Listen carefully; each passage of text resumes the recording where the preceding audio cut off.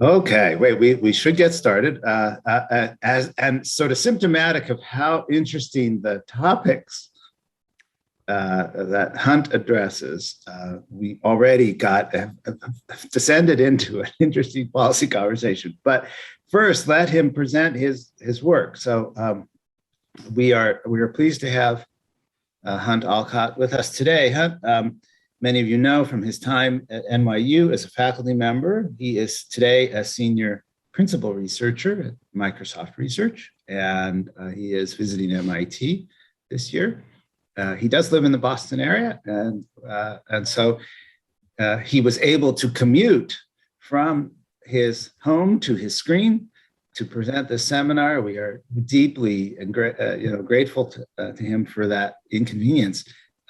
This is a very interesting paper. Really pleasure to have him here today. He has a really excellent agenda. I've seen a number of times on this. It's a great agenda. So thank you for taking the time to be with us. And take it away. Great. Well, thank you very much for having me here. It is great to be here. I've got a shared screen now, which I think you all can see. And so I want to present joint work with Matt Jensko from Stanford and Lena Song, who's a PhD student who's on the market from NYU, who is fantastic. Now, to give you some statistics that you have seen before, there are now, according to some estimates, 3.8 billion social media users worldwide. And they spend on average 2.5 hours per day on social media, mostly on mobile devices. And so a natural conclusion that you might draw from these facts is that social media and other digital technologies generate vast consumer benefits. But of course, there is an alternative interpretation of these facts. In the conversation we were just having, in many popular conversations over the last 5 or 10 years, and in some of the books that you see on this slide, there is, you often hear people say that social media might be harmful and addictive, and people say that they themselves and others spend too much time in some sense on social media. And when you actually ask people about this, it really comes through. So let me give you some survey evidence to this effect. We ran a survey where we just gave people a list of activities, the list that you see on the bottom of this figure. And we said for each one, please tell us whether you think you do it too little, too much, or the right amount. And then we have organized these activities from left to right based on what people say intuitively they feel is the most tempting. So formally, if you look at the y-axis label, that's the absolute value of the share of people who say they do it too much minus the share of people who say they do it too little. So the activities on the left are the activities where we feel the biggest difference between what we do and what we'd like to do. 3 of these top 5, exercise, retirement savings, and eating unhealthy food, have received a lot of attention in the behavioral economics literature and the behavioral sciences more broadly. But 2 of these top 5 are, in our view, underappreciated, at least within behavioral economics, as being particularly important for study, and that's browsing social media and using your smartphone. Now, understanding these issues around digital addiction and the nature and magnitude of digital addiction matters for a number of important questions related to consumers and firms and regulators. So on the consumer side, should we as users and parents limit our time and our kids' times on digital devices? And then for firms, should we think that smartphone and social media platforms should devote more resources to addressing digital addiction, possibly through better self-control tools? And on the regulation side, should we have more active regulation in this space? So with that introduction, here's what we do in this paper. We first ask, are we quote unquote addicted to smartphones and social media? And then we ask, how much does digital addiction affect how we spend our time? And to do this, we're going to first write down an economic model of digital addiction. In other words, I will take addicted out of scare quotes and put it into math. So we'll be clear about what we mean. Then we'll show you the results of a field experiment with smartphone users that we implemented over the last year. Third, we'll use the field experiment data to calibrate the model that we've laid out, and we'll present structural estimates of that model that allow us to quantify the effects of digital addiction on how we spend our time. Now, I don't want to go through every paper in the related literature, but I just want to sort of give you a background on how to think about this relative to other papers. There is some work within economics on digital temptation, including some of our own previous work on quitting Facebook before the 2018 election.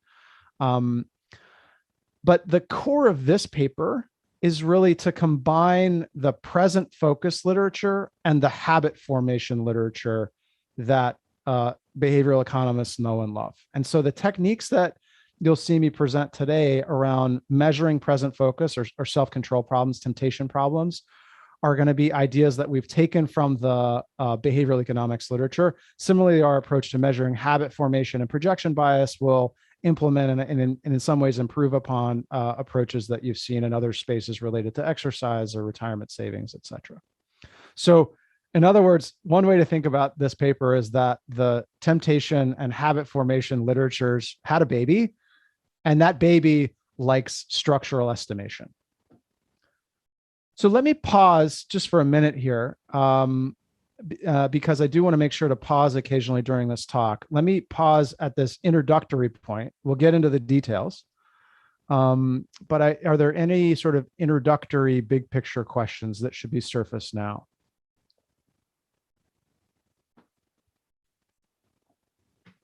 And as we have this pause for another few seconds, think for yourselves about how you would formalize and then test the hypothesis that social media are addictive. I'll tell you how we do it, but you can think for a minute about how you would do it yourself. And just to be absolutely clear, that's the missing piece. There's not a demonstration in a rigorous way. There's examples, but not demonstration of temptation. That's really what you're after. Yeah, I think that's exactly right. So there's a whole, in fact, there's a large literature in psychology and human computer interaction that, for example, uses survey methods to show that people, respond on surveys that, indicate that in some sense they feel like they overuse their phones, or they use their phone late at night, or they lose sleep late at night, et cetera. And so that's out there. And I think, Shane, you're exactly right that, it's hard to interpret that literature. So, if I score 7 out of 16 on a psychological survey of digital addiction, how do we interpret that from a regulatory perspective? What if it was 4 out of 16 or 9 out of 16? It's just hard to use that number. And so part of, I think, what we can contribute as economists is a formal model of what we mean by addiction that we can then use to quantify, relevant parameters, like what is the dead weight loss from temptation problems, and what is the time use distortion from temptation problems. So that's, to your point, Shane, I think that's something that's going to be new here.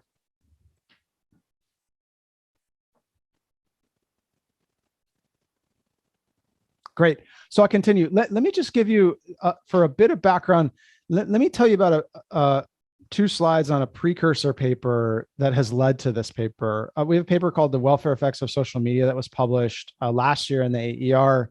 It's joint with Matt, as well as 2 now graduated PhD students from Stanford. And what we did is we had a randomized experiment with about 1,700 people, where we elicited their willingness to accept to deactivate Facebook for the 4 weeks before the 2018 midterm elections in the US. We randomly assigned about 1/3 of them to be paid to actually deactivate their accounts. And so this is the graphic here that you see on this slide. When you deactivate account, you're basically off Facebook for 4 weeks. And then we measure outcomes via surveys.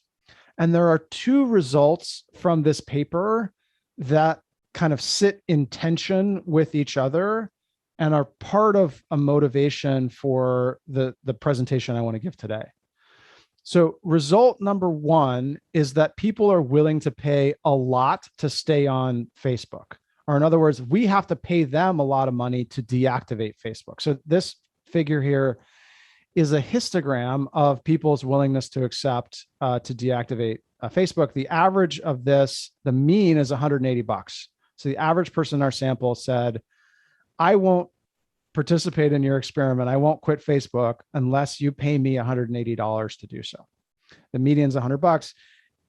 How that should aggregate across time and extrapolate out of our sample is a really tough question. But if you just did the naive thing, you would say that Facebook is generating $31 billion of consumer surplus every 4 weeks. So just a vast amount of consumer surplus. Now, result two is that Facebook makes people unhappy. So when we look at our survey data, these are the results we get, the treatment effect of deactivating Facebook. So on the y-axis, that's the treatment effect in standard deviation units. And then these different rows are different measures of subjective well-being: happiness, life satisfaction, -1 times depression. So basically everything going to the right means I'm making people happier. And the index is at the very bottom. So basically a combination of all these outcome variables from the survey. And what that index is telling you is that quitting Facebook for the 4 weeks before the 2018 midterm elections in the US makes people almost 0.1 standard deviations happier by these measures. So then there's a key question, right? Why are people willing to pay so much for something that makes them unhappy? Now, one answer is, when we make decisions about how to spend our money, we're not just maximizing happiness that would show up on subjective well-being scores. So, kids do not increase subjective well-being by these same measures, yet, kids are a joy to have. And so I think that's one potential resolution to this puzzle. But another potential resolution to this puzzle is that social media are addictive, because people are also willing to pay a lot of money for cigarettes, and cigarettes also make people unhappy. So I think I wanted to go through this previous result because I think it sets up what I want to do in this paper.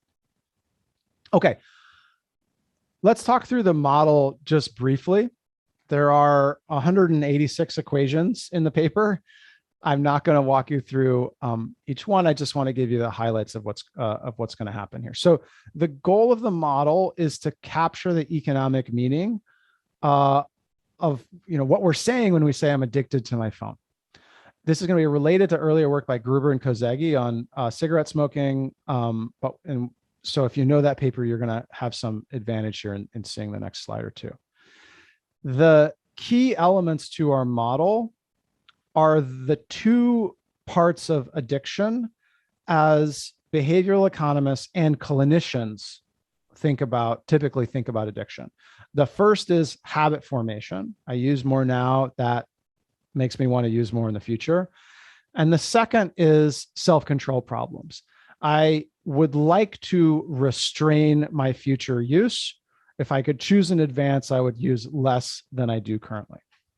Now, for each of these two elements, we allow some misperception. So for habit formation, we'll allow projection bias, meaning that people people choose as if they are inattentive to the habit formation that will actually happen. And that model is going to build on a paper by Lowenstein, O'Donoghue, and Rabin from 2003, which some of you may know. For self-control problems, we will semi-analogously allow people to be naive about their temptation problems. And that's going to follow, O'Donoghue and Rabin, 1999, and then the tradition of modeling naivete about self-control since then. So that's the setup. Let me give you just one slide of math, just so everybody's clear on what's happening here. This is a finite horizon model with periods indexed by t. We'll choose consumption X sub t, which is going to be smartphone social media time, at some price P sub t, where P is usually 0. It's free to have screen time on social media, except in our experiment, we're going to make P positive. To implement habit formation, we're going to follow these ideas from Becker and Murphy and many others, where we have a capital stock of habits, or a habit stock, S sub t, that evolves according to this formula that you see here with geometric decay at parameter rho. To model temptation problems, we're going to follow the Banerjee and Mullainathan 2010 tradition of thinking about temptation goods. Now, just as an aside, you could also use quasi-hyperbolic discounting or beta delta, but doing it this way as a temptation good setup delivers similar results. It's simpler in a couple of ways that I'm happy to talk about later. So specifically, before period t, so in advance of period t, as I look forward to the future, I will choose as if flow utility is this generic U function. But when period t arrives, my preferences have now changed. And in particular, my marginal utility of consumption has gone up by this parameter gamma, so that in period t, I'm considering this whole thing U plus gamma x. So that's this time inconsistency thing that is the hallmark of temptation or self-control models. To model sophistication or naivete, I'm going to predict that my future self, instead, I may not correctly predict how I will actually choose in period t. And instead, when I predict what my future self will do, I predict that they'll choose according to this gamma tilde instead of the true gamma. So if gamma tilde equals gamma, then we say I'm fully sophisticated. If gamma tilde equals 0, then we say I'm fully naive. So again, this is following, for those of you who are not deep in the behavioral economics literature, this is following the standard conceptualization of self-control problems with temptation versus naivete. So here is what people actually maximize.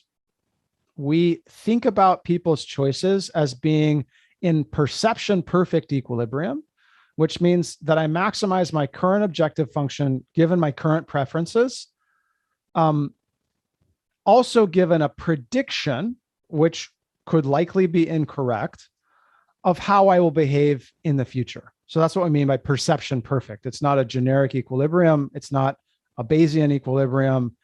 It is equilibrium given my perception of how I'll behave in the future. So just to unpack this, my optimal choice of social media time is going to be what maximizes my current period utility. So that's the first part of this expression, U plus gamma x, plus the discounted sum of what's going to happen in future periods. And you see this has 2 rows here. This part in brackets has 2 rows. And that's going to be how we implement projection bias. So projection bias is, again, choosing as if I'm inattentive to habit formation.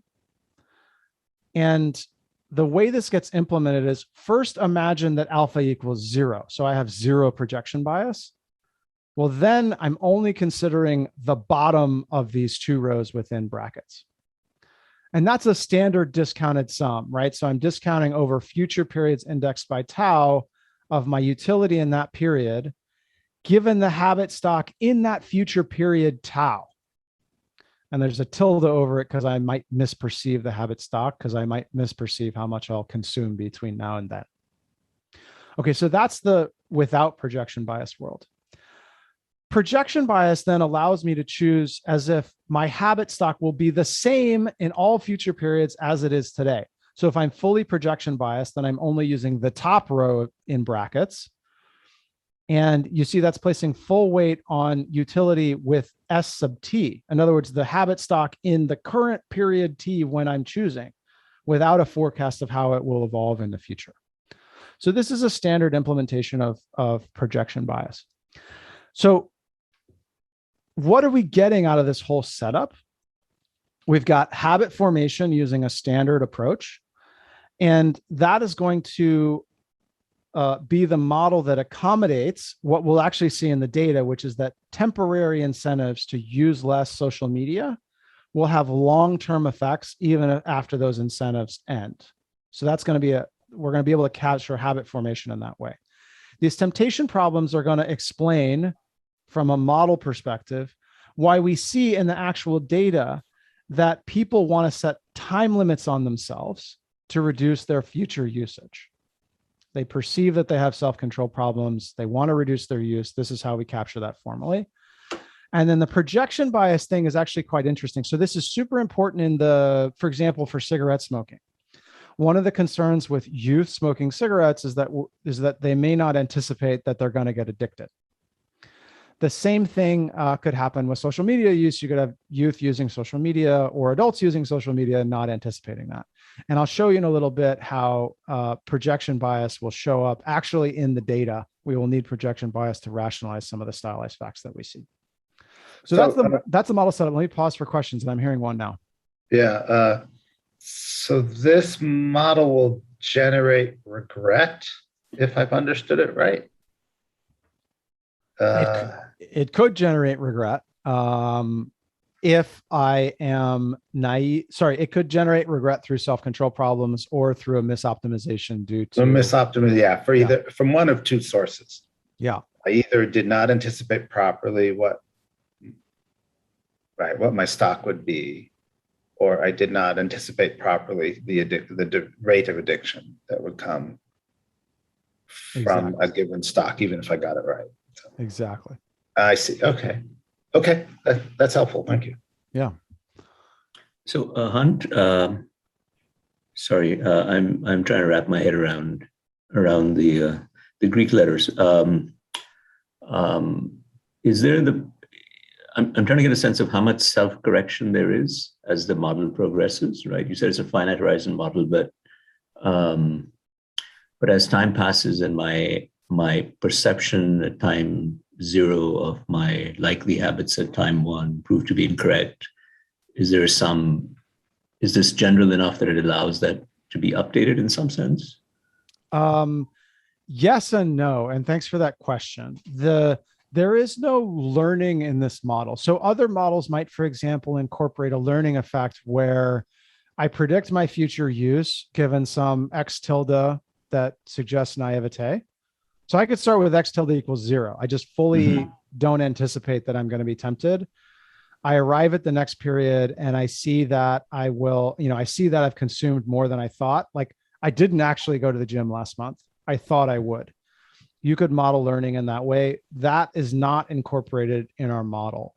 What is happening is in every period, people understand what their current habit stock is. So, in that sense, they're correctly calibrated in each period as to what ST is.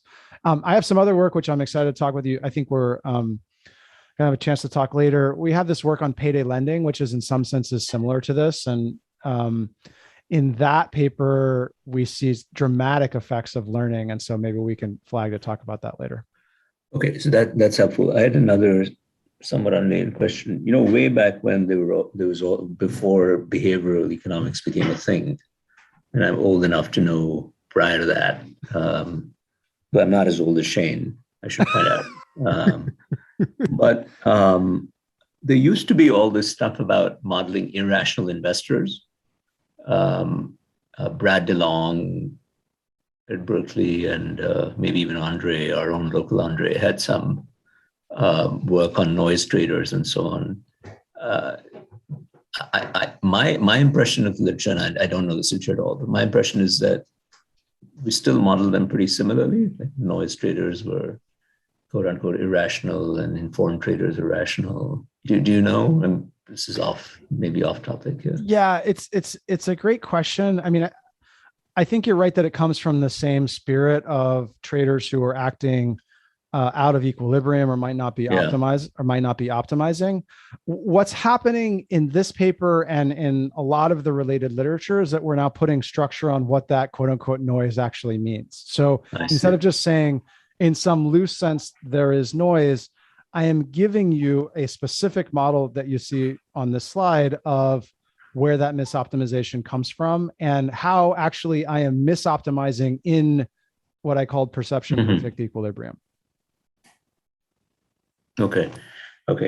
I'll talk to you more about it later. But yeah, thank you for those. That's clarifying. Great. Thanks for those questions. Okay, so let me move on to the experimental design now. So we are trying to design this experiment in a way that will allow us to calibrate the parameters of this model. And of course, we've written down this model because it captures, as I said, the two key ingredients of what clinicians and behavioral economists mean by addiction. Okay, so we recruited several thousand people to participate in our experiment via Facebook ads. The younger group got the ad on the left, the older group got the ad on the right. I would have been in the older group. And so this is all US adults. We asked them to install a custom app, which is called Phone Dashboard, that allows us to measure their screen time. Actually, at 5-second intervals, we see what app is on the foreground of their screen, and we'll use that to construct the consumption measures that I'll show you later. We are going to focus in our experiment and our analysis on a group of apps that we call Fitsby. So that's Facebook, Instagram, Twitter, Snapchat, and then YouTube at the bottom right. We added browsers because if I, for example, pay you to use less social media, the first thing that you're going to do is open up facebook.com on your web browser. So we wanted to include this as well. Here's how the actual experiment works. We're in 2020. We recruit people over a several-week period in March and April. And then we have 4 surveys at 3-week intervals. And just notationally, period T is going to be the 3 weeks after survey T. So survey 1's on April 12th, and then period 1 is the 3 weeks after that. Let me just pause for a second. You're probably already noticing that this happened at the beginning of the coronavirus pandemic. So we could have waited several years for the pandemic to end. Instead of doing that, we asked a couple of questions that allow us to basically understand people's self-reports about how they're using their phones differently in 2020 versus before the pandemic. And we see that people say they're using their phones more, they have more free time, but they don't feel, it's not clear that they feel more or less self-control problems as they use their phones during the pandemic compared to before. And so I think that's an important piece of data on whether our measured self-control problems actually extrapolate beyond this period. Okay, so back to the experimental design. On survey 2, we introduced 2 different key treatments in a factorial design that you see here. So let me tell you what these 2 treatments are. The screen time bonus, or just bonus here, is a payment of $2.50 per hour to reduce your Fitsby screen time, Facebook, Instagram, Snapchat screen time, as we measure it using Phone Dashboard. This bonus is announced on survey 2, but is effective during period 3. So in other words, we're announcing it on May 3rd, whether or not you're going to receive the bonus. And then the bonus is actually a payment for reduction in this 3-week period between May 24th and June 14th. I'll come back to how this pre-announcement is useful experimentally. The limit, which is a factorial design, again, against the bonus, works as follows. The limit treatment turns on functionality within Phone Dashboard that allows people to set daily limits for themselves on any and all apps on their phone. So this person in the screenshot has set a usage limit of 1 minute per day on Facebook. Then in some conditions, we allow people to relax that limit after a delay. So when that 1 minute limit is reached, for some people, we say, oh, you can give yourself more time today, but you have to wait 5 minutes or you have to wait 20 minutes. And we randomize how long that wait is. And we're using that to think, actually in a separate paper where we think about commitment versus flexibility. A shorter wait to give yourself more time on Facebook is more flexible, but it's less valuable as a commitment device because it's more tempting. A longer wait is a better commitment device, but it doesn't allow me the flexibility to use Facebook if I really need to get on there right now to find somebody's phone number or something. So what we're going to do in this paper is just collapse all this limit all these different flexibility conditions actually into one group that we'll just call the limit treatment group. So think of these folks as just people who had this ability to set limits for themselves turned on in the app. So Hunt, Yeah. a brief question in the chat from Jane about why TikTok's not on your list, which is a good question because that's a pretty tempting. Yeah, it's a great question. So what we had, let me show you data from our actual experiment, but we had pilot data on this as well. So we have a question that's called ideal use change. It basically says, here's a list of apps. For each one, tell us, do you use it too little, too much, or the right amount? And if you feel like you don't use it the right amount, tell us how much you would ideally reduce your use. This figure shows the results of that on average across all people. So these are self-reports, but it basically says that Facebook is the most tempting, followed by games. And there's a whole plethora of games. So we don't, it's not as easy to include that. But Instagram, web browsers, YouTube, streaming is up there, Twitter. So TikTok is more popular among younger people, and it doesn't show up as much on this list. So we wanted to choose and experimentally, a short and concrete list of the most tempting apps. And, in our pilots, we had data that basically looked like this that suggested that Fitsby would be the apps to focus on. Great. So that's the key part of the experimental design. Let me pause again for any more questions at this point.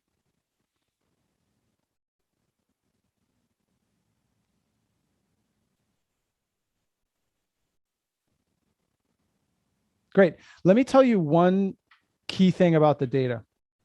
We have an external validity issue in this experiment, like many others, but we're actually quite good on internal validity. And let me tell you why I say that. So this is our sample size funnel. This is like our customer acquisition funnel, basically. So we showed 3.3 million people Facebook ads. And we had a pretty standard click-through rate, just under 1%. And then there's a funnel, people don't consent, phone dashboard doesn't work on their phone, et cetera. And we get down to 2,000 people who are informed of what treatment they're in. So that's basically our final treatment and control groups. So that's a big funnel, a wide funnel at the top going into a very small group that's going to be in our estimates. On unobservables, we can't say anything because it's unobserved.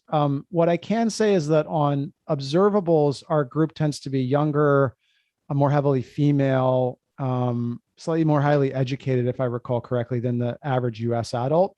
When we reweight our estimates to look like the average US adult on these observables, actually our self-control problem estimates go up. So what I'm going to show you is unweighted, and it's actually a little bit conservative. So that's an external validity problem. What we have is actually very strong internal validity. So if you look between this second red and then the survey completion at the very bottom, we have a 94% retention rate over what's quite a long experiment with multiple surveys. And we have no differential attrition between these treatment arms, even though these treatment arms are actually quite different. So that's something that's actually quite difficult to achieve. Those of you who do experiments, I think, can appreciate that this is actually quite unusual. And I'm proud of how we got to this. Over many years of doing this now, we have collectively with other experimentalists refined techniques for doing this. A lot of it is good customer service throughout the experiment, hammering on people to complete the surveys.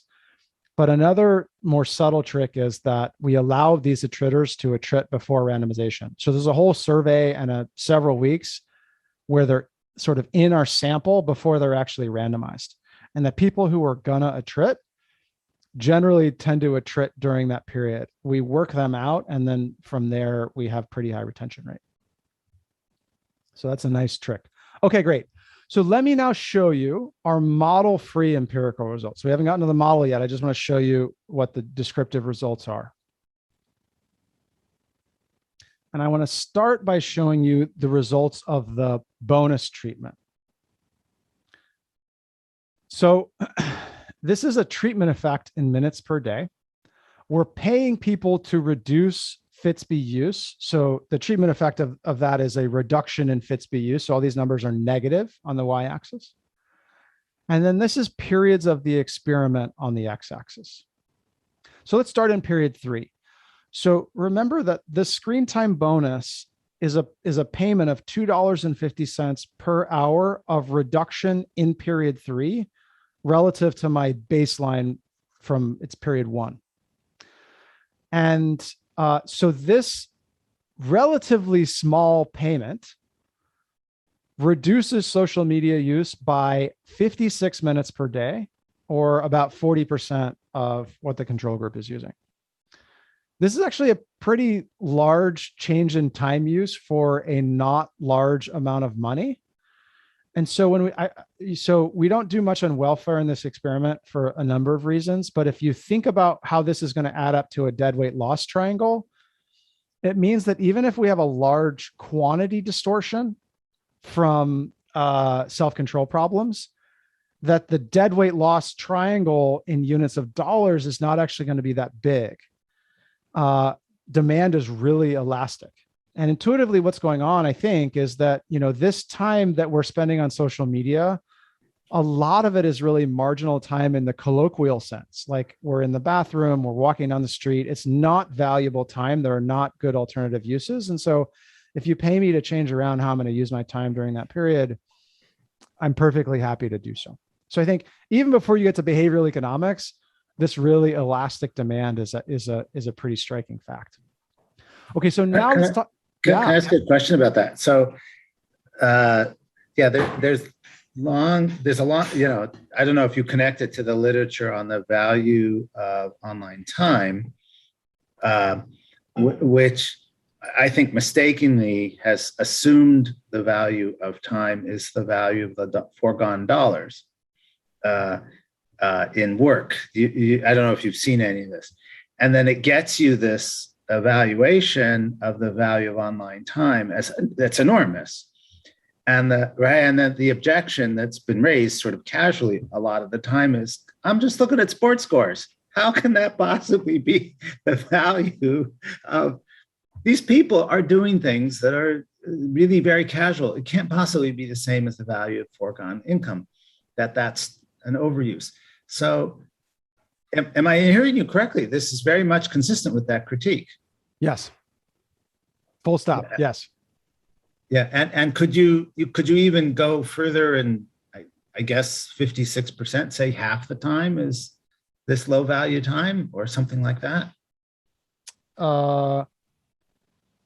Yes, we could go for, to your point, we don't know what the demand curve looks like beyond that.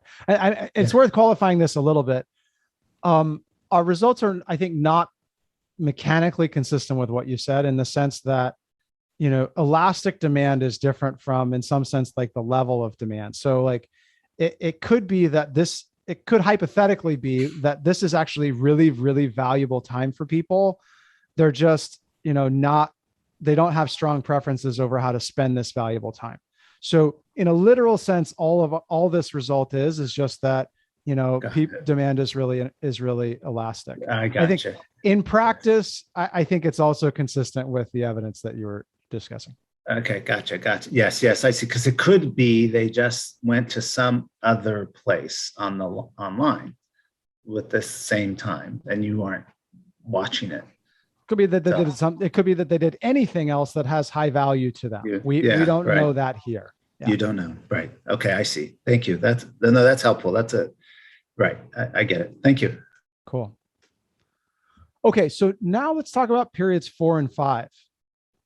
Right, so the bonus payment is over after period 3. There's no payment for any reductions.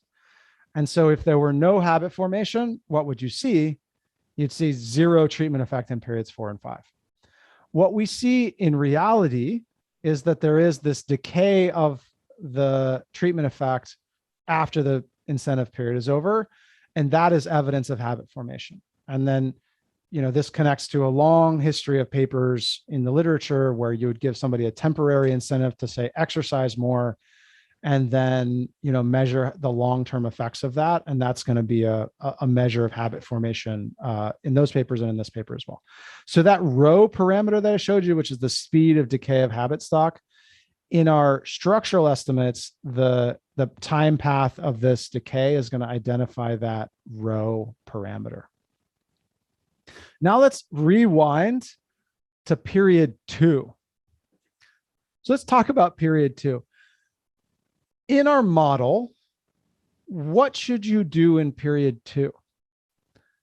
If you are forward-looking in your habit formation, you should go ahead and start to reduce your use in period 2, because the bonus, you already know at the beginning of this period, and we have confirmed with you and made sure that you understand that for period 3, we're going to pay you to reduce your use.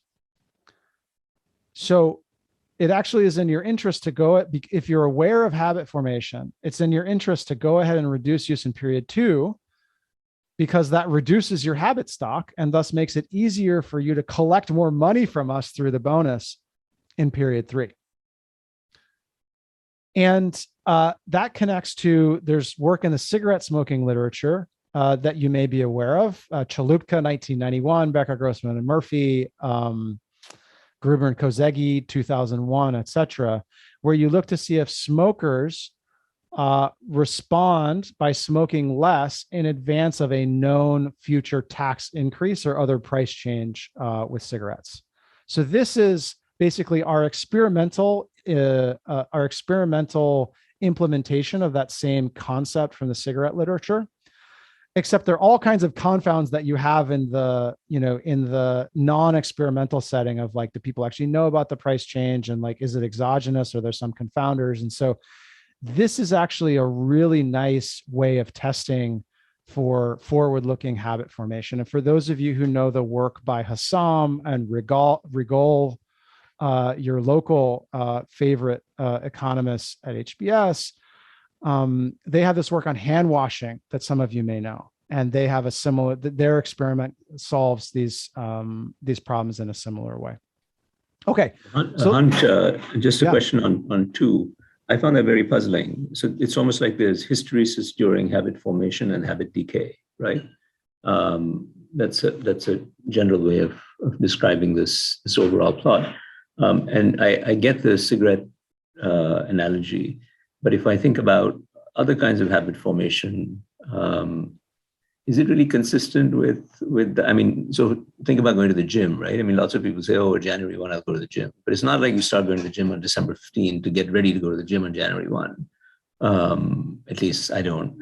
So but is that a general thing, or is that just like an ex post interpretation of this? Or did you guys look at the cigarette literature and say, can we replicate that? And then look, it showed up. No, so I think you're asking a great question. I think it's worth separating out 2 things. So one is on the going to the gym on January 1st. January 1st is an auspicious day. And so, we tend to find that motivational. And I think that explains why you would go on January 1st and wouldn't have gone on December 25th or 20th. However, I want to separate that out from an alternative thought experiment where imagine we told you on December 1st, we're going to start paying you as of January 1st to go to the gym more. Then someone who is forward looking about their habit formation in the Becker and Murphy sense, and as our model would predict, those people would say, well, it's really important for me to get to the gym in January because I'm going to be getting paid. I should go ahead and build that habit now. So that's a little bit different from what you set up. And then the question is, what do you see empirically? Do people actually show up in December? What we're showing here is maybe marginally significantly. And so in the context of the old cigarette literature, is that significantly different from 0? It is. With 95. Yeah, I guess with those bars. Yeah. Just 90. These are 95% confidence intervals. So yeah, it's just significantly different than 0. But there's a really important point. It's not just about the test of the null that this is 0. So in the old cigarette literature, the Becker and Murphy Chicago style, this is interpreted as evidence for forward-looking habit formation. In other words, that consumers are rational habit formers in their language. Now, we have a model, however, which I introduced to you.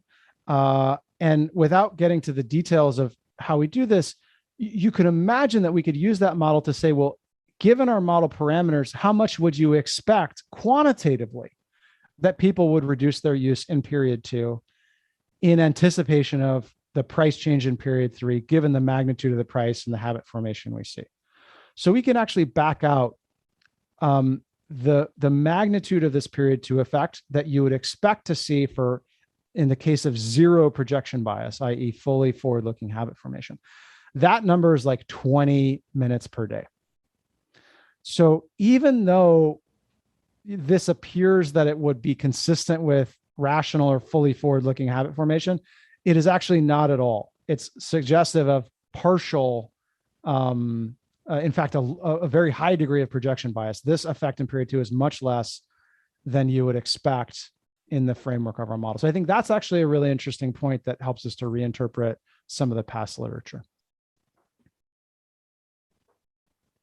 Great. So let me move to the next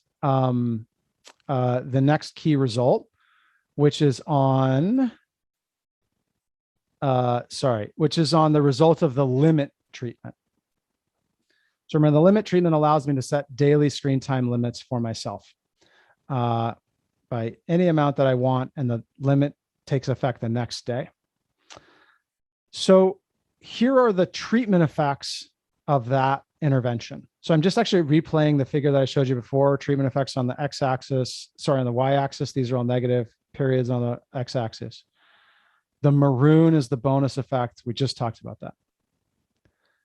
Now I'm adding in gray the treatment effects of having access to the limit functionality.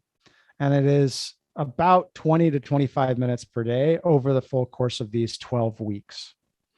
So this is saying people are setting limits, and those limits are in a material way impacting the consumption that they actually realize. So in our model, this is going to get interpreted, I think correctly so, as evidence that people have self-control problems, perceive self-control problems, and would like to reduce their own use, and do so when we give them better functionality to do that. So that's our key result.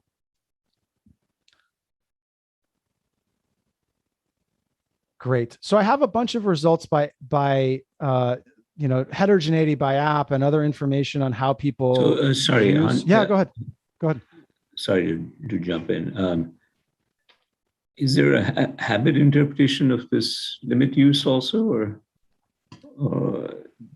No. So we are using the limit. We're using the limit effect here just to identify the temptation parameter. We're getting our habit formation parameter in the model estimation from the decay of these red bars. Now, stepping outside the model, I think you have a really excellent question. Yeah, step outside the model, yeah. Right? Which is, I have a habit of how I think of limits. So I think of, I've got to walk 10,000 steps a day. That's a habit in my head now. So every day I look at my Fitbit and I say, did I do 10,000 steps? Otherwise I walk around Morgan Hall until I hit 10,000 steps, right? Dahlia can verify that. Yeah, I really like that way of putting it. And so here's how I've been thinking about it so far. I think there may be two offsetting effects here. One is after you start using the limits, you would actually expect that your habit stock is reduced, like you're just using Facebook less, and that should actually make it easier for you to continue to use less in the future. And so in that sense, you might actually expect these gray bars to decline over time. I start blocking Facebook. I realize I don't like Facebook, don't need it. I set a tighter block next period, et cetera. There's another effect, which I think works in the opposite direction, which is that some people just get tired of these limits. And that's fully outside the model. It's like, well, I was motivated at the beginning. I started using these limits. I started going to the gym. I had a gym partner. I quit cigarettes, whatever. And then after a while, I just change my mind on what I want, or I lose that motivation. And I think that's, part of what's driving this observed decline in the effect over the 12-week period. So that's how we've been thinking about it so far. I think there's lots of other ways, including what you're we're thinking about.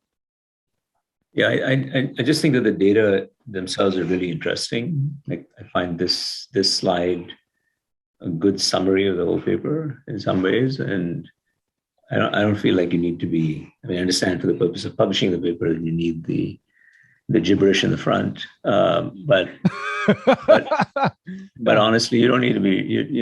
If you just step back and say out of the model, what are these data really telling us? I think they're telling us richer stories than you're necessarily presenting. I mean, that's my hunch anyway. I'm just looking at what you're saying. So anyway, that's just treat that for what it's worth. Yeah, no, I really like your point. And actually, to your point, the referees have asked us, even for the published version, to reduce the number of equations in the paper, and so we've been happy to do that. I think you're right that this figure is our key summary of the model free results. I think our model, as I laid it out in the slide earlier, is the most parsimonious way of capturing this. I've got habit formation via this habit stock, and I've got a temptation good model. But I think you're also alluding to something else, which is that that's maybe the single most reduced form of parsimonious model that I could have started with. Go ahead. But temptation and habit formation are not orthogonal. Yeah. Let me actually. Your model is in that sense a little bit flawed because it starts off with the presumption that these are independent constructs, and the psychology literature doesn't support that. Well, so they're actually going to be quite tied together, even in the, I think, as you say, rather naive context of our model, because today's temptation causes today's overuse, which builds tomorrow's habit, which exacerbates tomorrow's self-control problem. So that much, it is, and I'll show you that. Yeah, that would be a good discussion actually, because that didn't come out, at least in my 2-minute summary of the model from the slide. What I took away didn't jump out at me, but that would be actually a very useful elaboration and discussion actually. Sorry, I'm just giving you a hard time in the interest of being constructive. So. No, I appreciate it. Why don't I actually jump to that? Can I ask one question about this? This is in the same spirit as Tarun's asking. So it's in a different direction, which is why I wanted to ask it now rather than. If you look at the gray, that's the average of a lot of people. If there were experimentation and learning going on, you would see variance within individual in that temptation or in that limit, self-limit. So you would see some place a high limit on themselves and then go down over time as they didn't like it. You'd see others do a low limit and then experiment and go up over time or something. And that it comes out to be the same average amount roughly over time is potentially just a piece of luck. So I'm wondering whether you ever investigated the underlying. Yes. You see where I'm going. Yeah, no, great. So let me just show you a static picture of that heterogeneity. I understand you're asking about, let me start with a static picture of it. There is a variable that we construct, which is called tightness. And tightness is, just think of it as the usage reduction that the limits you set for yourself would have caused in the given your baseline period use.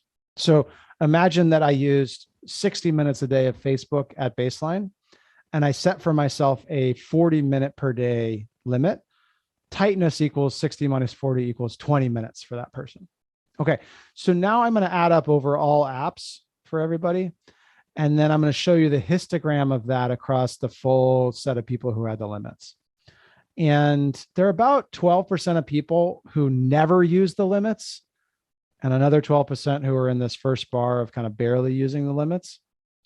And then, as you're sort of alluding to, Shane, there's just actually a huge dispersion in the limits that the reduction that people want to set for themselves, including some people who are using this to reduce their use by a couple hours per day, or attempting to do so.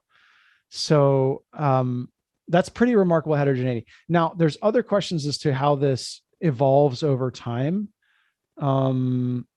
That let me defer until later, and we can talk about as well. But yeah, there's a lot of interesting heterogeneity. Great. So let me do this. Let me tell you a couple things I'm going to skip so that we can come back to them at 1:10 if we want. And let me show you the sort of the 5 minutes of most key highlights, because I think some people have to go in a few minutes. So let me show you, let me just sort of wrap in the next 5 minutes to give you the highlights, and then we can come back. So what I'm skipping is heterogeneity across apps. Like, is Facebook more tempting than Instagram? I'm going to skip some of the mechanics of implementing the model. I'm going to skip some other heterogeneity. I'm going to skip an illustration of how the model actually works. And I want to jump. So I'm happy to go back to any of that in a little bit. What I want to highlight for everybody is the counterfactual results that we get from the model. So I told you how the math of the model works. I showed you the key figure that identifies the model. Trust me that we then estimate the model in a way that you may find intuitive. And let me show you some counterfactual predictions. So we can derive, in the context of our model, an equation that looks like this. Don't worry about what the Greek letters are. And just showing this to give you a sense that we can derive a closed form solution for xi. So in other words, the predicted steady state consumption of a given consumer. There's a predicted consumption as a function of some of the Greek letter parameters of the model. And then notice, of course, that if I wanted to predict counterfactual, say without habit formation or without self-control problems, I can just plug in, instead of the estimated values of some of these parameters that are in blue and orange, I can plug in a counterfactual with like less temptation or less habit formation, and then come out with a prediction of what an individual steady state consumption level would be. Okay, so that's conceptually what I'm going to show you in the next slide. And this is steady state consumption with counterfactual model parameters. So on the y-axis, this is Fitsby use, social media use in minutes per day. And in 5 different counterfactuals on the x-axis. For each one, there are 2 different colors, what we call the restricted and the unrestricted model. Don't worry about exactly what those are. You can see on the slide that they're pretty close for the purposes of discussion. The first set of results is for the baseline. So I'm just going to, not a counterfactual, I'm just going to re-output people's average consumption in the baseline period, what we call period 1. And these confidence intervals are the 95% confidence intervals on the estimate of the sample mean consumption. And that's 2.5 hours per day, or 150 minutes per day of consumption. And that's actually pretty close to consistent with other surveys of how people use social media on their smartphones, which is stunning. Let's focus on the third bar first, which is I'm just going to get rid of temptation. So remember, I had this gamma and gamma tilde parameter in the model. I'm going to just zero those out. So there's no temptation anymore. That results in a predicted consumption reduction of about 50 minutes per day. So the distance between the baseline and this no temptation line is about 50 minutes per day, or about 31% of social media use. So that is our headline number, that self-control problems in the presence of habit formation cause 31% of social media use in the context of our model. Now, to answer this really interesting question that came up a few minutes ago about the interaction between temptation and habit formation, the last 2 bars allow us to get at that. So the 4th and 5th sets of bars both have no habit formation. We're zeroing out habit formation. And then what the 5th one does in addition is it zeroes out temptation. The difference between these 4th and 5th bars is about 20 minutes per day. So in other words, if I get rid of temptation after I've already gotten rid of habit formation, that effect is 22 minutes per day. Whereas if I get rid of temptation with habit formation, we talked about a minute ago, that was 47 minutes per day. So the thing to take away from this is that that habit formation exacerbates temptation, because today's temptation builds tomorrow's habit, which exacerbates tomorrow's use. So that's how our model answers that part of the question. Let me conclude. Let me just wrap up, and then we can discuss as people want. So what I didn't show you today, but I alluded to a little bit, is that other papers and we have new qualitative evidence on how many people just say qualitatively that they want to reduce their smartphone social media use, and they also report indicators of smartphone addiction. We also have experimental evidence, which I did show you. So we showed you a temporary bonus that has persistent effects. So that's habit formation. We showed you that there's no anticipatory response to the bonus, which is consistent with a severe projection bias. We showed you that people use the screen time limits when we give them, which is consistent with self-control problems. And what I didn't get to earlier is that people slightly underestimate their future screen time. So when we ask them to predict how much they're going to use in the future, they're almost right, but not quite. And so that in our model is going to be slight naivete about self-control. And so our headline estimate is that 31% of social media use is explained by self-control problems. So that's the key summary. I'm excited to talk about anything that people want to talk about. Here I think are, the two core questions that start to then, I think, are most controversial. What are the implications for managers and for regulators? So that might be a one way to kick off. But I'll stop here and I'll leave it in your hands to direct things as you see fit. And thanks for your questions so far.